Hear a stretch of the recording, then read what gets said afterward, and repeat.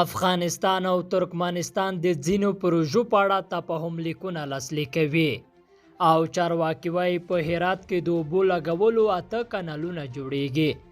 د نیوز پری چینل لیدونکو سلام ستړي مشي په موکړې دوه ډیرو مهمو خبرونو ته په پام کې د افغانستان او ترکمنستان د بهرنیو چارو وزیران په هرات ولایت کې د ټپي ترڅنګ د ځینو پروژو په اړه د همکاریو تفاهم لیکونه لاسلیک کړي.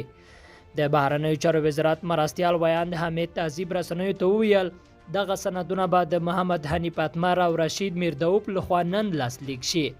د زیربنایي پروژو تجارت، پاسپورت، د ټپي په ګډون د انرژۍ د انتقال او نورو پروژو د تطبیق او لا پراختیا ترڅنګ په سیاسي، اقتصادي او فرهنګي برخو کې د افغانستان او ترکمنستان د اړیکو د لا پیاوړتیا پر لارو چارو بحث او د نظرونو تبادله کیږي.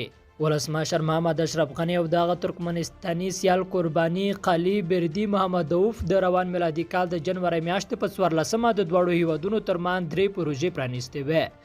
په هغو پروژو کې د 1000 کیلو واټ برېښنا لیک د اندخوی اقیانیر لاره او له ترکمنستان څخه د هرات ورغونډۍ ته د نوري فایبر لارې د 2500 میگا بایټ انټرنیټ پروژه شامل وه. ولسمشر غنی له ترکمنستان سره سیمه‌ییزه همکاري مهمه بللې وه. او د کرنې اوبو لګولو او مالدارۍ وزارت وایي چې د کرنې او خوړو خوندیتوب بیړنۍ پروژې له لارې په هرات کې د اوبو لګولو 8 کانالونه جوړوي. دغه وزارت ویاند اکبر رستمی نن شنبه ازادي راډیو ته وویل په دغو پروژو کې د هزارګي آسیا کانال، جوی کچ، شادي برای عالیه، شادي برای سپلای، نیسان او صلح آباد، غنچان او پوشان کانالونه شامل دي چې د انجیل او غوریان په ولسوالیو کې جوړیږي.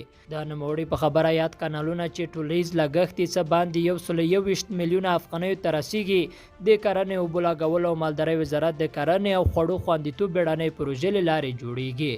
د دغو کانالونو ټولیز اوږدوالی به 440,000 او 240 مترو ته ورسیږي او په جوړېدو سره به په مستقیم او غیر مستقیم ډول 240 کسان ترې برخمن کیږي.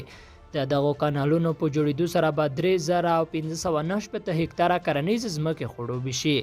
لیدونکو له ملتیا مننه، ښې چاره.